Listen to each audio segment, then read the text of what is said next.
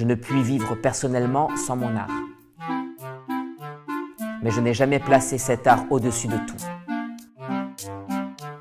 S'il m'est nécessaire, au contraire, c'est qu'il ne se sépare de personne et me permet de vivre tel que je suis au niveau de tous.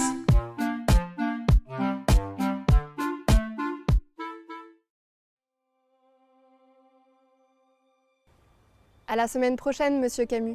Oui, Suzanne, je fuis l'épidémie de grippe. À dans 8 jours. À peine 24 heures plus tard, Albert Camus trouvait la mort dans un accident de voiture. Après un réveillon en famille, c'est le 2 janvier que femmes et enfants prennent le train du retour à Avignon. On sait aujourd'hui qu'Albert Camus devait lui aussi rentrer par le chemin de fer 2 jours plus tard en compagnie de son ami René Char.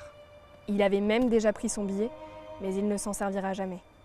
En effet, entre-temps sont arrivés à Lourmarin, au volant d'une Facel Vega, Michel et Janine Gallimard, accompagnés de leur fille Anne et de leur chien Floc.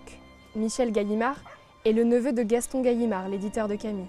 Et c'est entendu, Albert Camus rentrera dans la Facel Vega de ses amis. Après quelques étapes, au matin du 4 janvier, ils repartent tranquillement vers Paris. Michel Gallimard goûtait la mécanique et roulait beaucoup. Tout juste son ami Albert devait-il le tempérer d'un « Eh petit, on n'est pas pressé ». 13h55, le 4 janvier 1960. La voiture aborde une longue ligne droite bordée de platanes.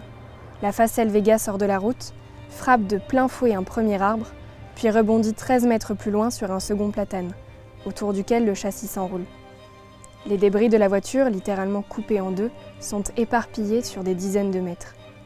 Albert Camus meurt sur le coup. Michel Gallimard, lui, mourra 6 jours plus tard.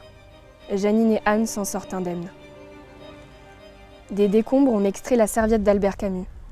À l'intérieur, les 144 feuillets du premier homme. C'est un roman sur sa mère, sur son Algérie natale, qui ne paraîtra que bien plus tard en 1994. Albert Camus était un grand admirateur et ancien joueur de football. Si bien que lors de ses obsèques, ce sont les joueurs du club de Lourmarin qui portèrent le cercueil. Ce club, il aimait y aller et voir les joueurs s'entraîner. Il leur avait même offert les maillots.